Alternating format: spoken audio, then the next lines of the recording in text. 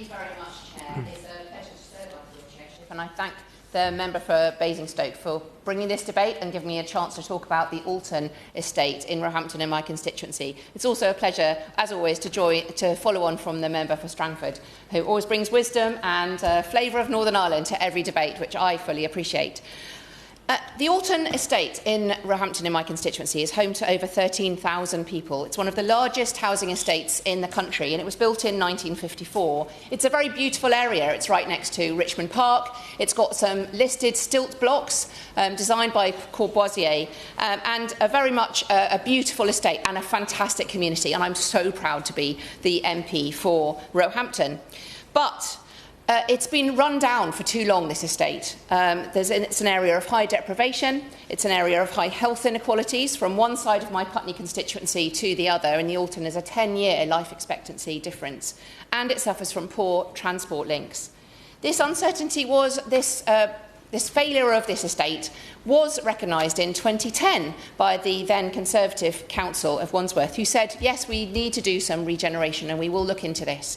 So since 2010, the regeneration of the Alton estate has been discussed and as yet has not been delivered to the people of the Alton.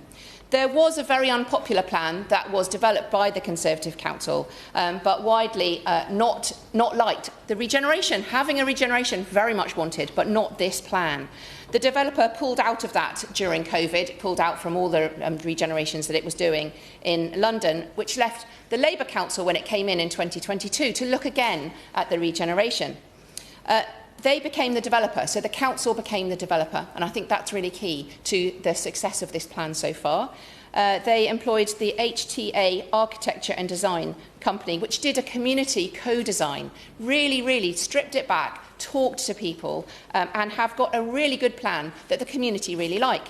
This plan has got a new library, a new dedicated youth centre. I was a bit obsessed by that part, a dedicated youth centre, because the strip back of our youth clubs in that regeneration and that whole estate has been dreadful. A new community centre, a shopping parade with shops, and I spoke to Lidl only this week, but with shops that will have affordable fruit and vegetables, 2 GP surgeries able to, with the space to do preventative healthcare, really building in healthy living into the regeneration, a new police hub, a new family hub, a nursery, and to demolish 177 of the houses which are really substandard now and have been left to run down, but build 650 new homes. So 473 new homes, with priority being given to Alton residents for the homes that they will see being built.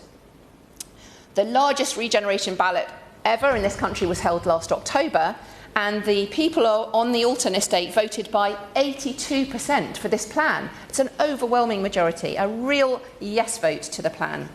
This yes vote unlocked an additional £60 million of funding from the Mayor of London.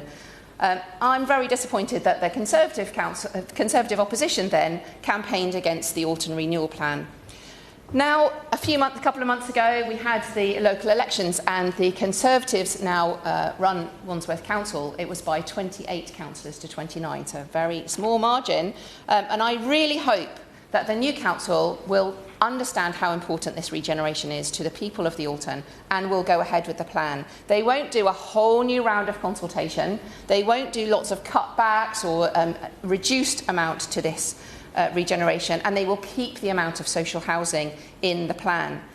The GLA funding per unit for social housing is £220,000 per unit, but the GLA funding is £70,000 per unit for shared ownership. So it really makes sense for the new Conservative administration to carry on with the high levels of social housing in the regeneration plan.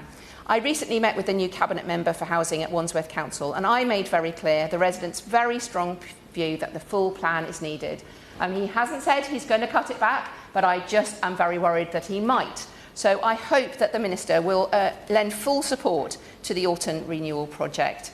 To do anything less than the full plan will be to let down the residents on the Alton estate. They have waited for so long. And I'd like to end by paying tribute to the Our Roehampton organisation.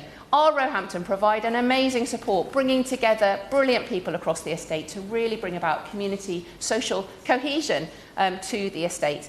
To do anything else than fully go ahead with the plan would be stopping significant growth and opportunity for residents. This plan will provide a safer, a healthy, revitalised Alton that everyone can be really, really proud of, and hope the Minister will be giving her full support to this plan. Thank you very much.